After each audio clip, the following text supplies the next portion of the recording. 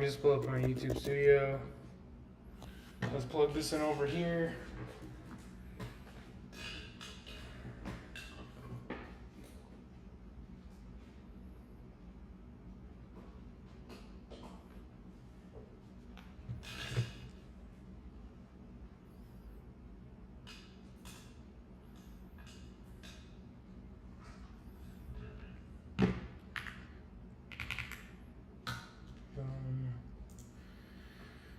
Got YouTube Studio right here.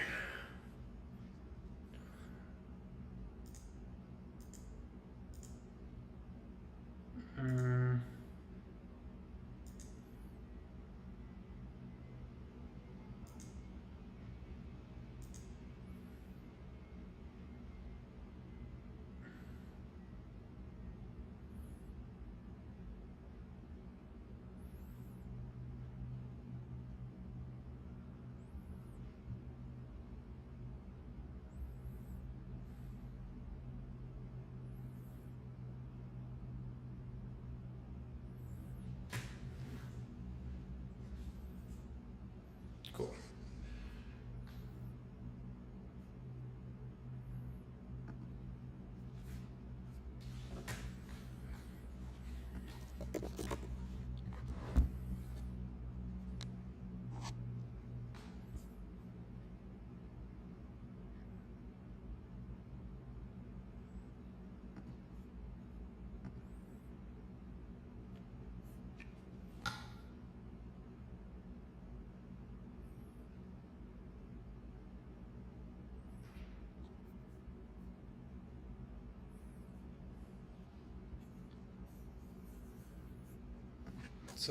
Let's do this.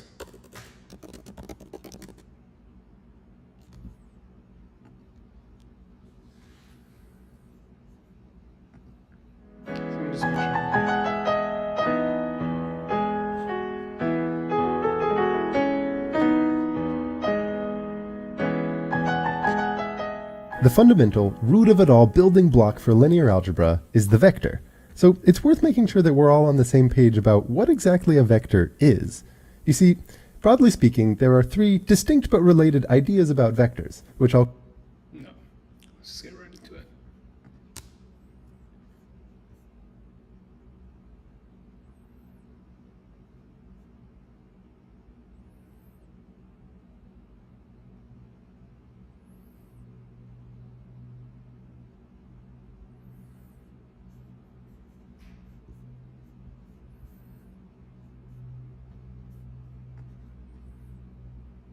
Actually, I think we have it right here.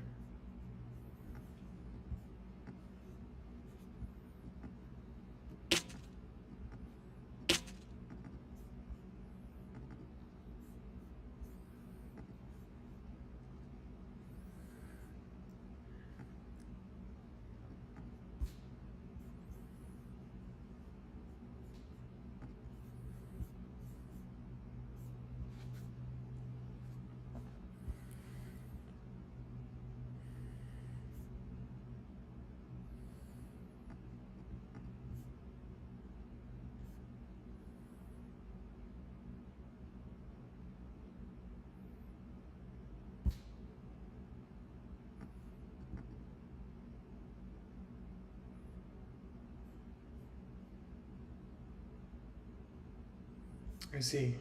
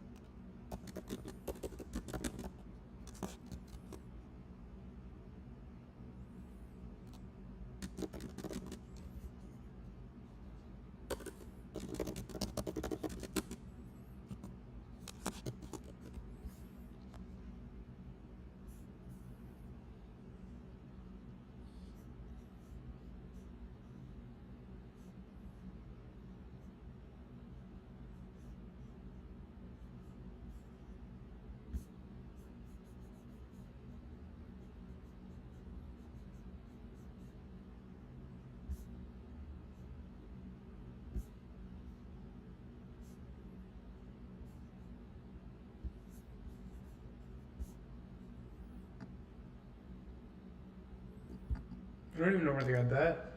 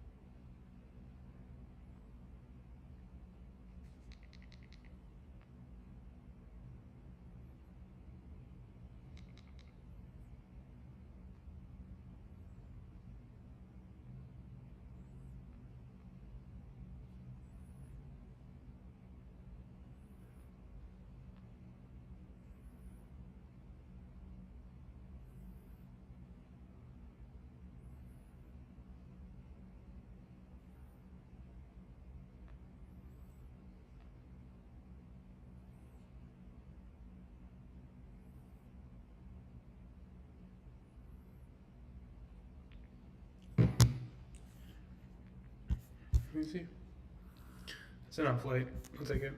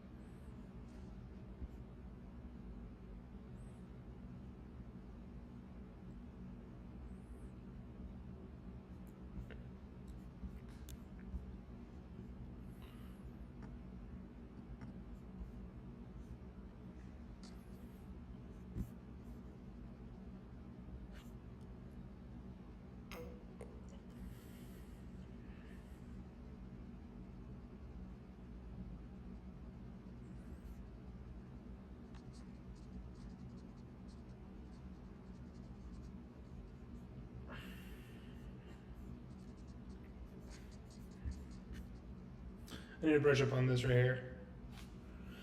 Wow, there's really little light. One sec.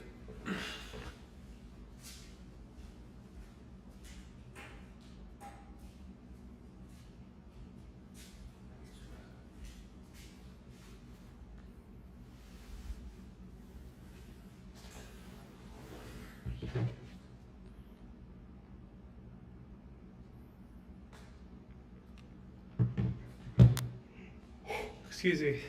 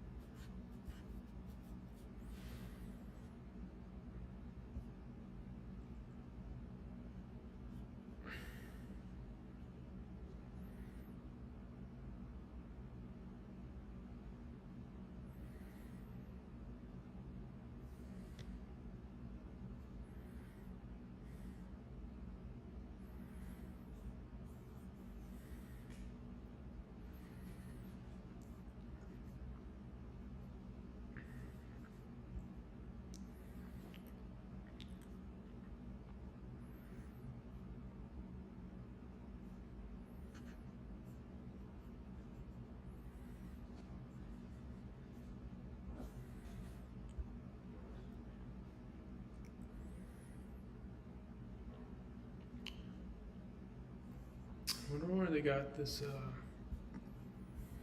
Delta Z up here.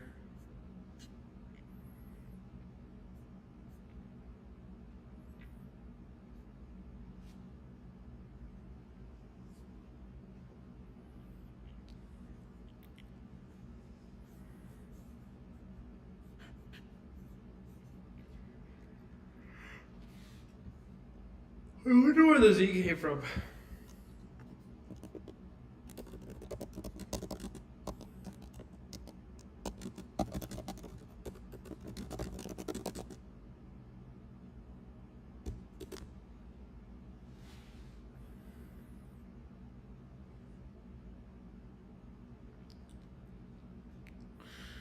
Oh,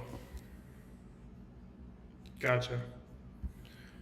That Z hat is throwing me.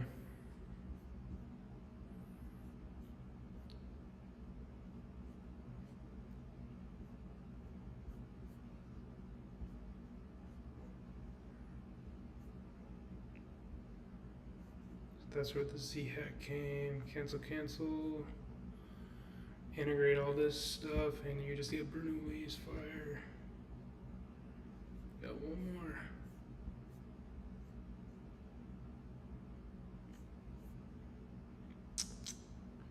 Main thrust equation.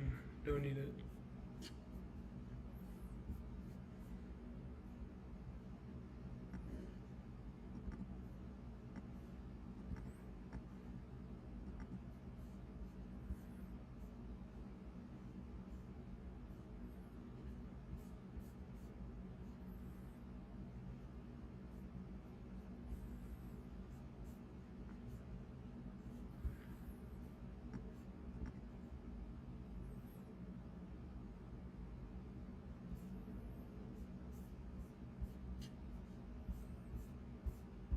No, I don't. What does Bernoulli's principle have to do?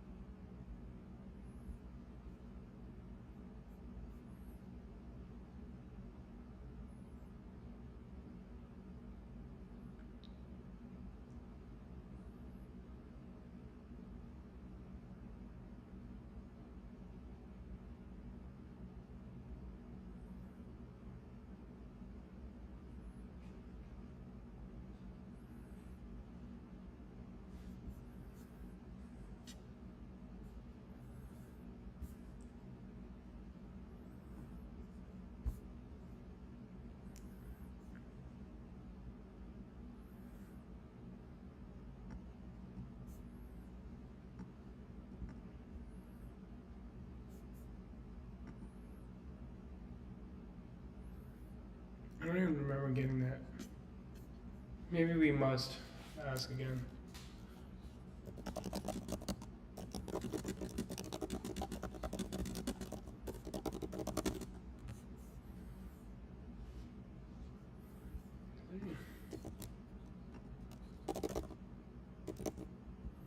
Great.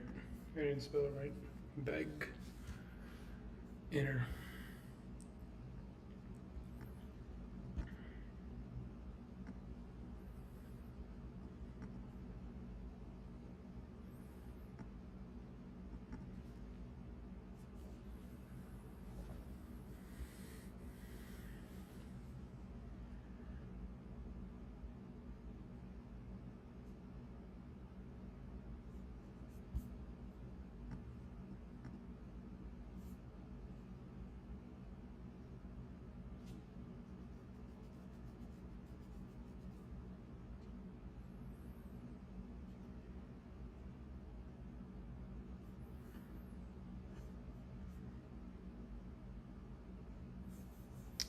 Okay, that makes sense. That's what I assumed. I just didn't want to jump the gun. This was also throwing me off. Like, this P over this P when I was pressure.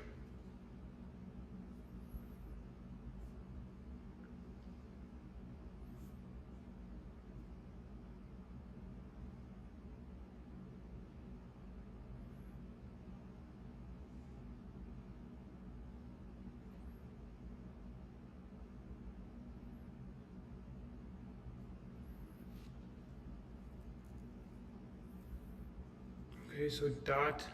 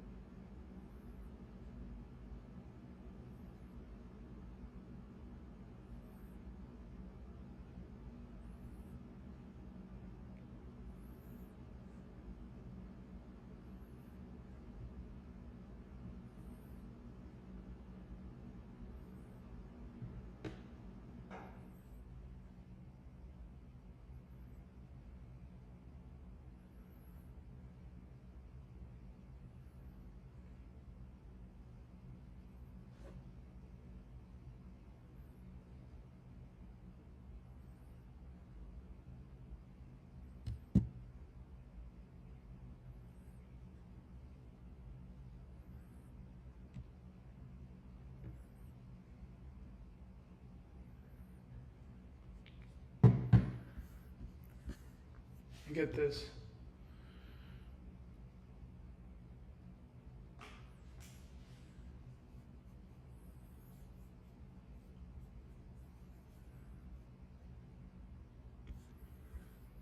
It's like we got 1 subscriber a day.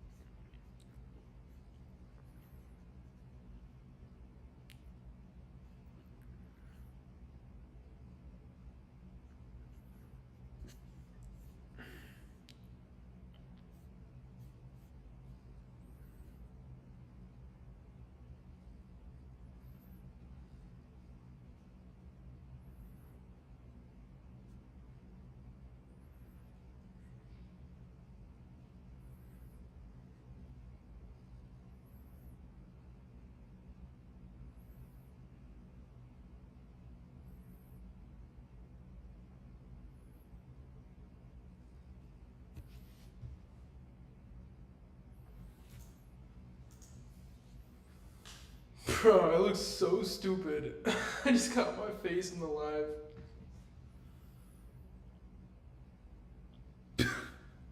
So stupid. That's funny. I'm just like completely loafing.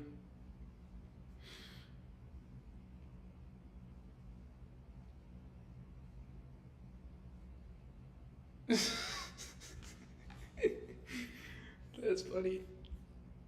Maybe I gotta keep my face right there because I'm like lacking so bad. Forget about it though.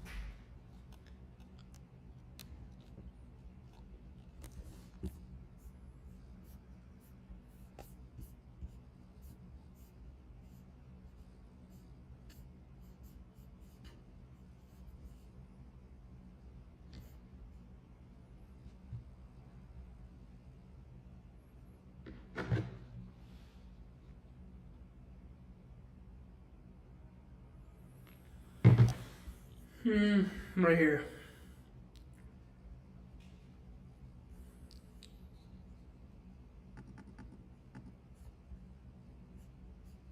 I need to explain the logic right there.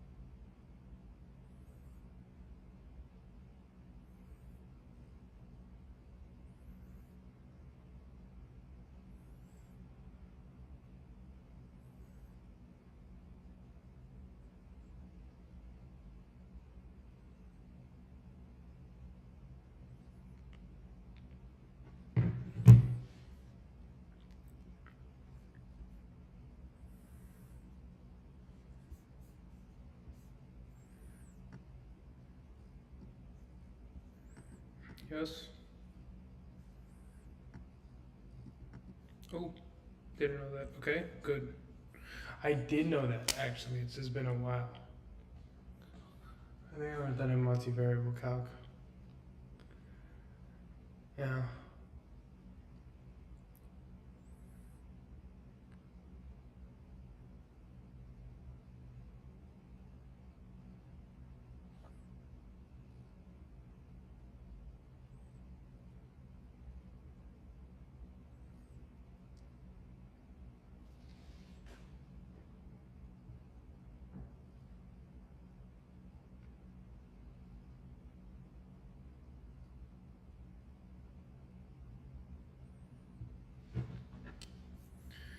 I get it. This is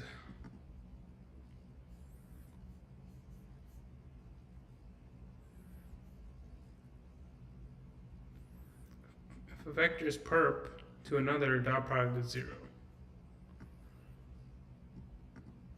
If A is perp to B, then dot product is equal to 0. This, whatever this is perp to V, yes.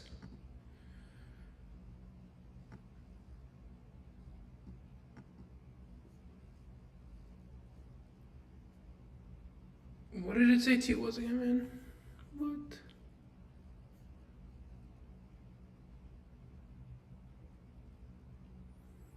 Tangent along the streamline.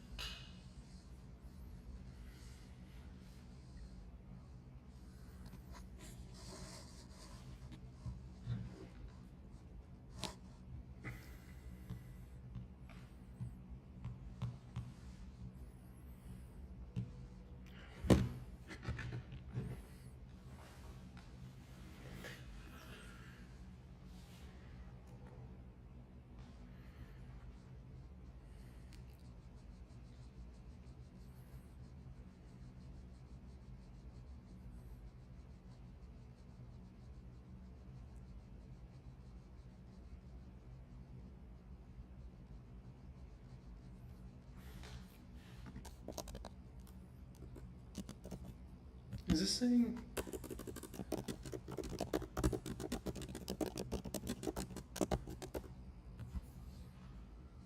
Is that what those two lines are? Yeah, that's what I meant. Great. Thank you, thank you, thank you.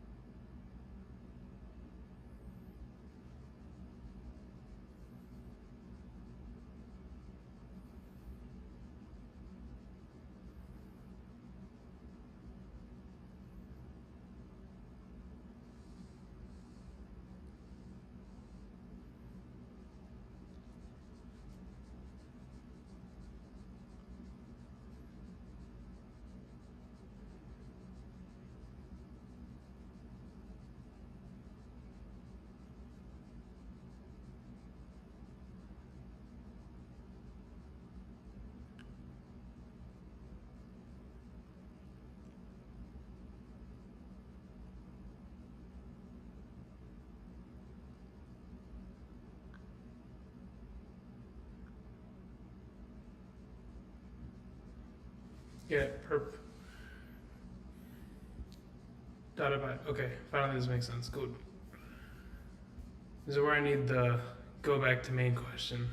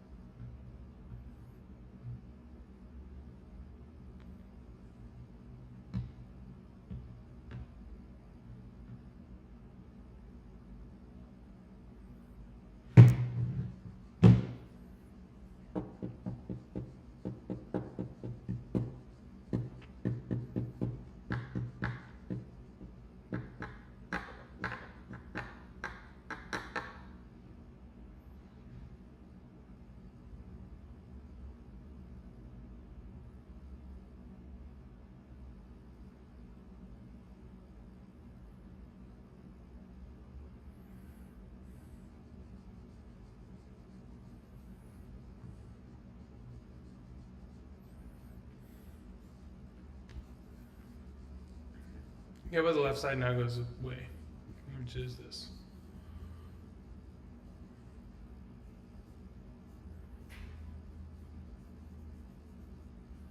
The right side.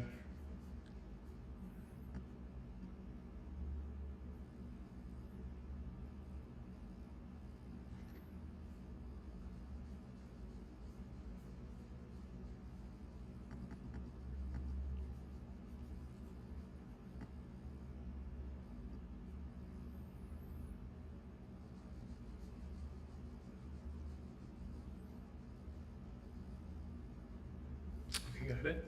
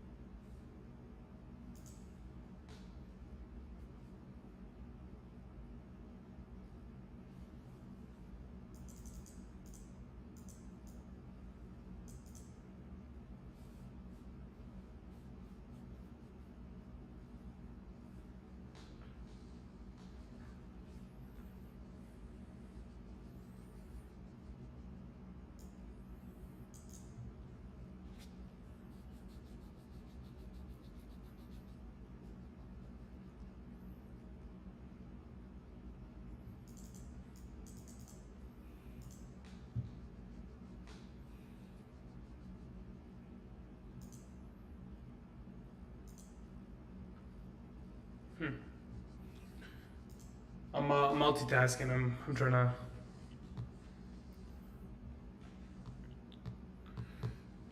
figure out some promotional content.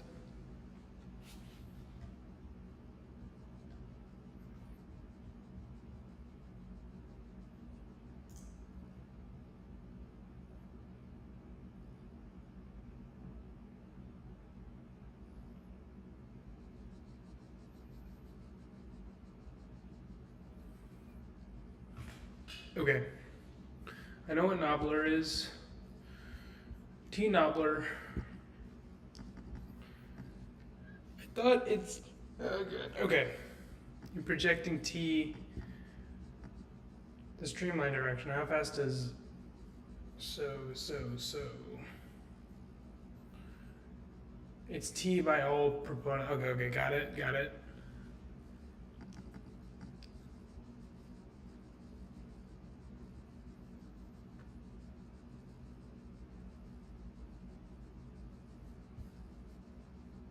Infinitesimal.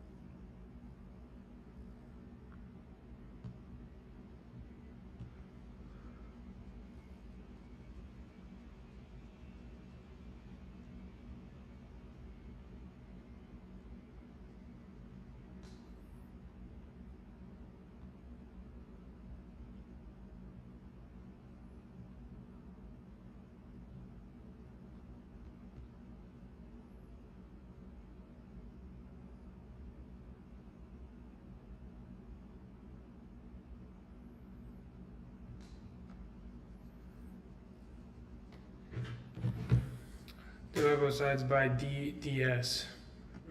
So the dr, if you move an infinitesimal small step ds in the streamline direction,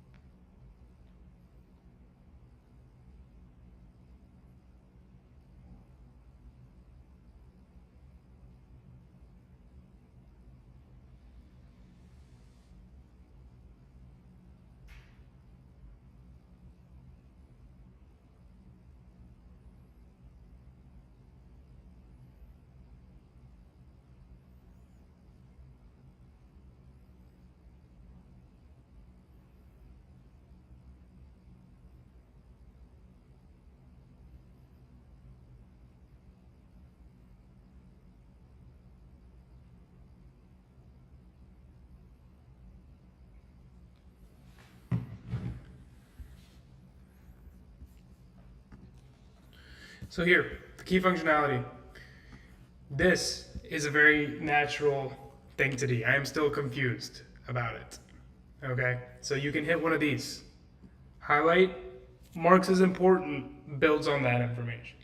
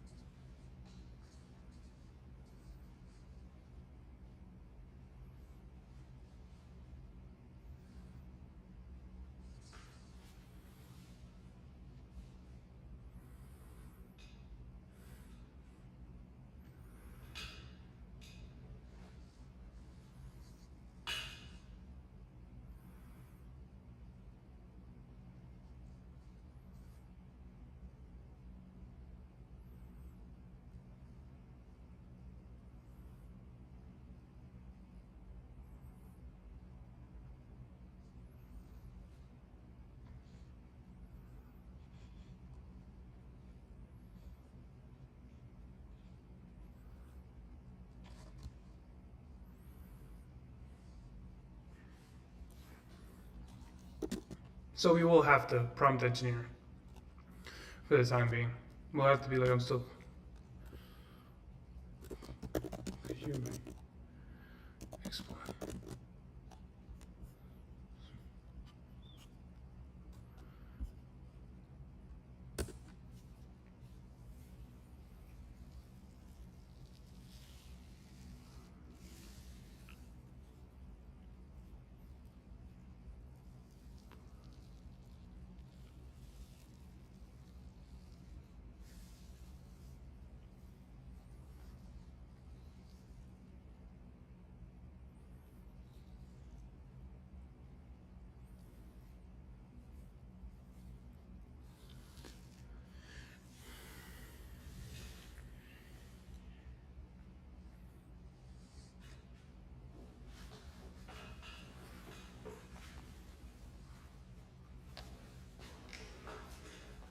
Just making sure my zipper was, because that would be embarrassing.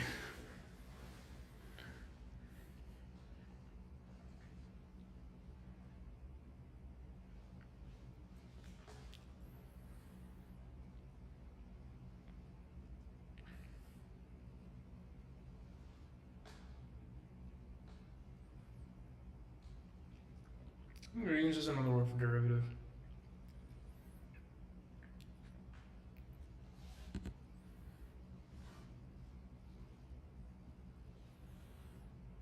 Okay, fine. Okay, so as is a distance, that's helpful. I wish it would break down units. That would have been helpful for me, truly.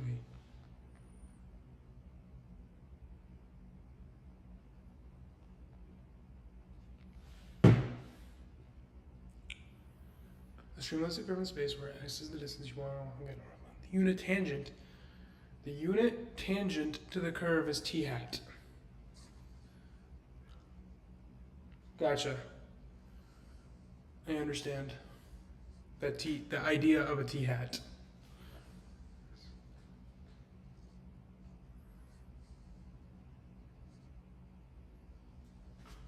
It's like a velocity formula, right?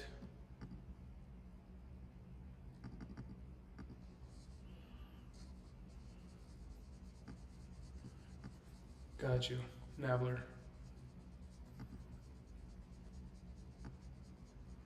These components is equal to dr.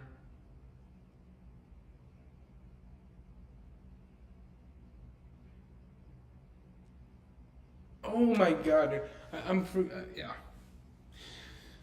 I'm glad I'm not answerable to anybody right now, and I'm just glad that I'm able to pick the brain of the GPT as much as I want, because I am coming up with some stupid, or rather, I'm just, bits and pieces of this are coming back to me, and I'm just like, aha, like tangent to the curve is a derivative. I don't know why that just hit me now of all times, but it did.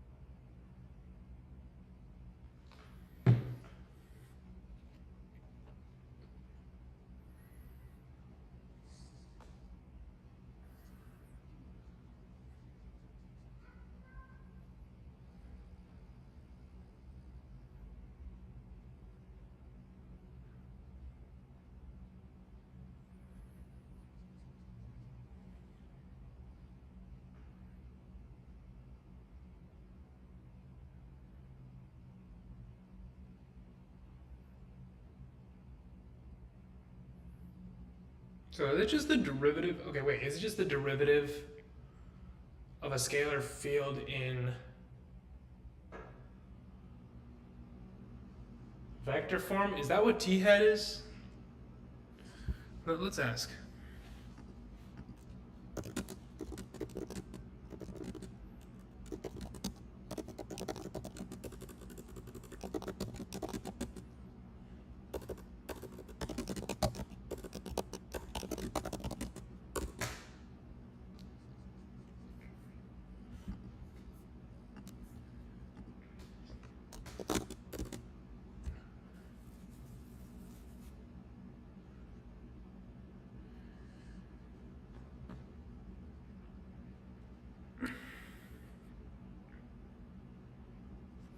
At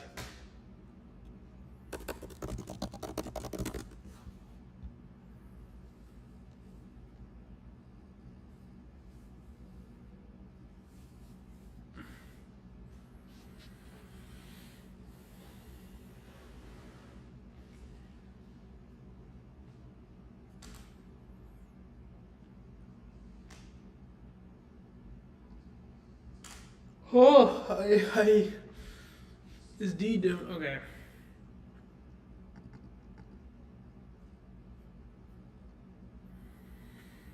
Position vector then dr by ds.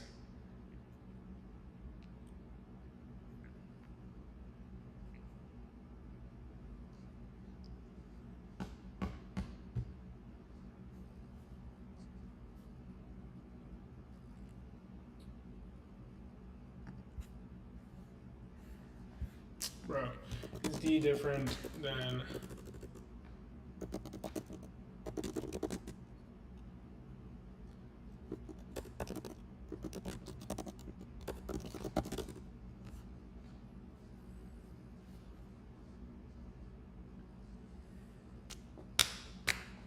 Bro.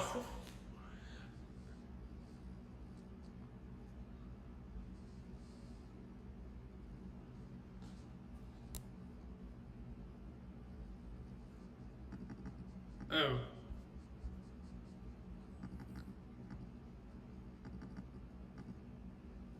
Okay. Okay. I guess I get it.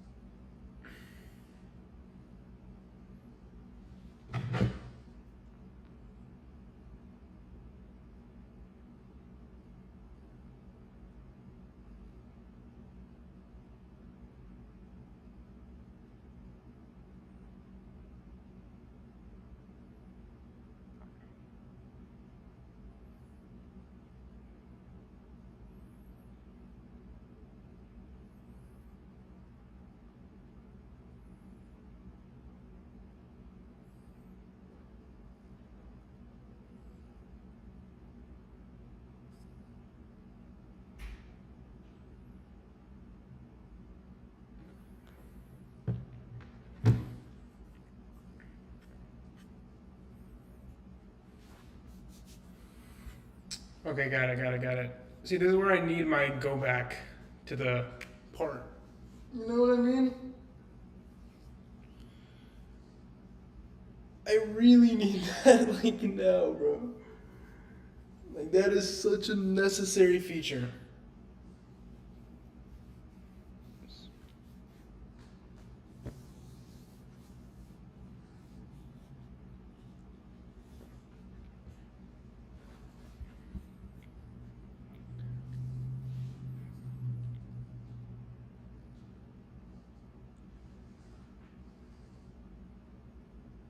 I need that. I need that like so bad. It's like so ridiculous. I'm not just gonna rage quit like last stream and just be like, I need to get rid of. I need to get better. Or sorry, I need to build product because I'm so ready to rage quit. I am ready to rage quit, honestly, because this feature is annoying because I have so many questions. As if I have so many questions, okay, I'm pretty like I'm not like stupid, but I'm not like I'm sharp enough. I'm sharp enough to get the concepts. Not like ridiculously cracked or nothing, but look, I know I represent the vast majority of people who are just like, I mean, like, come on, this is self-learning. Like, a lot of these things are hitting me out of nowhere. Imagine somebody who's even more beginner than me, who is granted all of this privilege of just being able to ask nonstop questions, but is so discouraged by the knowledge dumps and all of this huge context window. And like, you can open new chats and do cool things. Not enough. It's not enough. I think this needs to be more catered towards the learner, and that's what we're doing. So that feature is coming ASAP. Like I promise you, it's coming ASAP. Oh my god. Yeah. So back to it. I don't even know where I want to go, man. This is like, what was I trying to look for?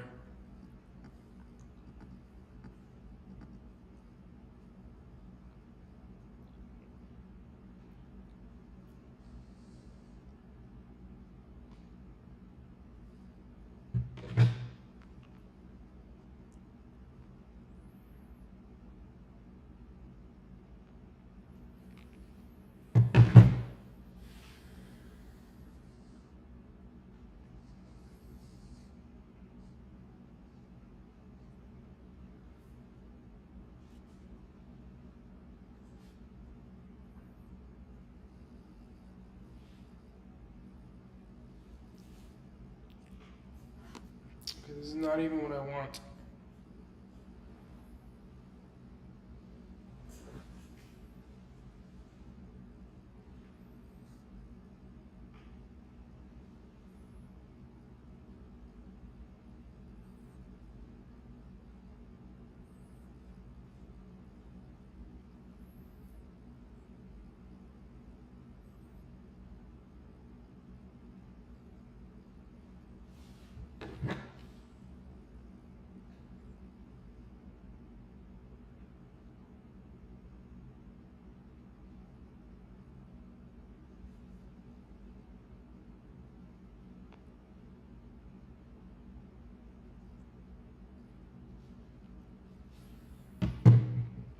Whoa.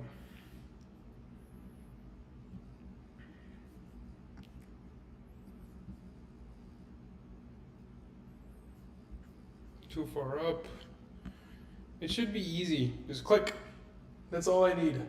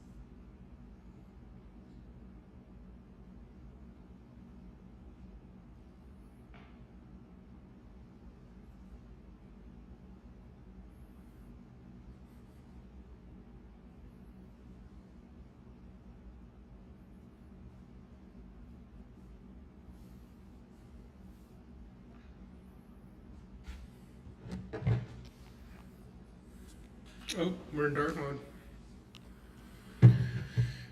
Is it sense? I wonder why it does that. Sometimes it just automatically does that. I wonder what the trigger is. Can't be time. Might be time. Is it sense?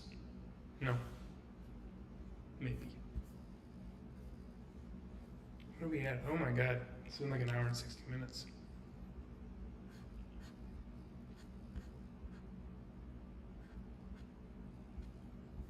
Dude, I literally can't find the question.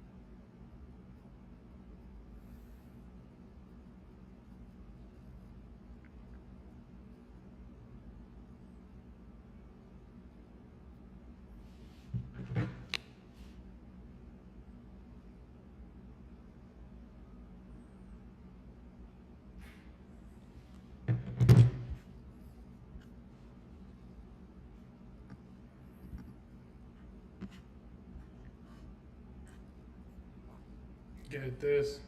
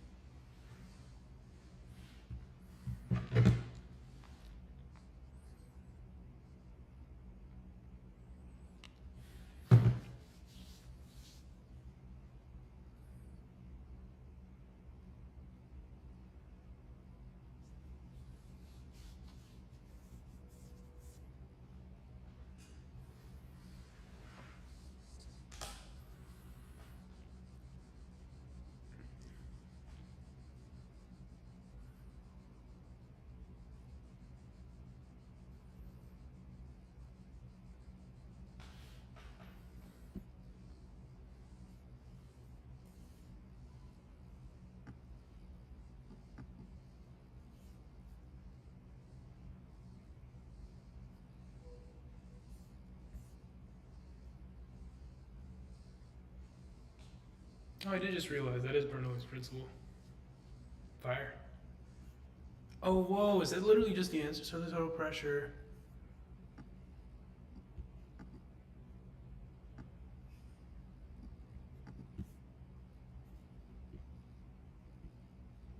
Well, what happened to the d by ds? So, interpret as the derivative of something. Oh. Oh, yeah. Yeah, that makes sense. Cool. I understood that. My God. Hey, remember what I was talking about? It's happening again. I want to navigate it better.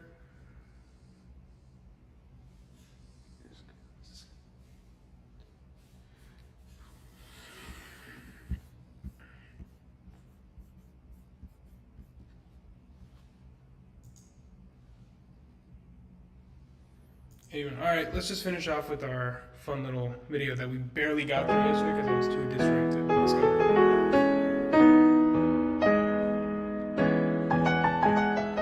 The fundamental, root of it all building block for linear algebra is the vector.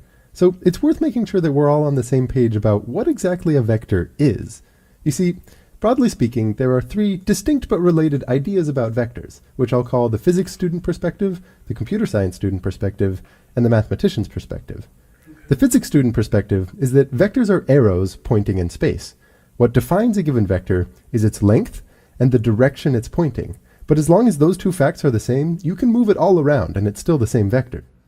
Vectors that live in the flat plane are two-dimensional, and those sitting in broader space that you and I live in are three-dimensional. The computer science perspective is that vectors are ordered lists of numbers. For example, let's say you were doing some analytics about house prices, and the only features you cared about were square footage and price. You might model each house with a pair of numbers, the first indicating square footage and the second indicating price. Notice the order matters here. In the lingo, you'd be modeling houses as two-dimensional vectors, where in this context, vector is pretty much just a fancy word for list, and what makes it two-dimensional is the fact that the length of that list is 2. Nope. It's I'm distracted. all around, I'm and still distracted. it's still the same vector. Vectors that live in the flat plane are two-dimensional, and those sitting in broader space that you and I live in are three-dimensional. The computer science perspective is that vectors are ordered lists of numbers. For example, let's say you were doing some analytics about house prices. Those two, what defines a vector is its length and the direction it's vectors that three-dimensional lists of number features you care first indicate and the second indicating price. Notice the order matters here. In the lingo, you'd be modeling houses as two-dimensional vectors, where in this context, vector is pretty much just a fancy word for list, and what makes it two-dimensional is the fact that the length of that list is 2. The mathematician, on the other hand, seeks to generalize both these views, basically saying that a vector can be anything where there's a sensible notion of adding two vectors and multiplying a vector by a number, operations that I'll talk about later on in this video. The details of this view are rather abstract, and I actually think it's healthy to ignore it until the last video of this series, favoring a more concrete setting in the interim. But the reason I bring it up here is that it hints at the fact that the ideas of vector addition and multiplication by numbers will play an important role throughout linear algebra. But before I talk about those operations, let's just settle in on a specific thought to have in mind when I say the word vector. Is that series, favoring a more concrete setting in the interim. But the reason I bring it up here is that it hints at the fact that the ideas of vector addition and multiplication by numbers will play an important role throughout linear algebra. But before I talk about those operations, let's just settle in on a specific thought to have in mind when I say the word vector. Given the geometric focus that I'm shooting for here, whenever I introduce a new topic involving vectors, I want you to first think about an arrow, and specifically, think about that arrow inside a coordinate system, like the xy plane, with its tail sitting at the origin. This is a little bit different from the physics student perspective, where vectors can freely sit anywhere they want in space. In linear algebra, it's almost always the case that your vector will be rooted at the origin. Then, once you understand a new concept in the context of arrows in space, we'll translate it over to the list of numbers point of view, which we can do by considering the coordinates of the vector. Now, while I'm sure that many of you are already familiar with this coordinate system, it's worth walking through explicitly, since this is where all of the important back and forth happens between the two perspectives of linear algebra. Focusing our attention on two dimensions for the moment, you have a horizontal line, called the x-axis, and a vertical line, called the y-axis. The place where they intersect is called the origin, which you should think of as the center of space and the root of all vectors. Whoa. After choosing an arbitrary length to represent 1, you make tick marks on each axis to represent this distance.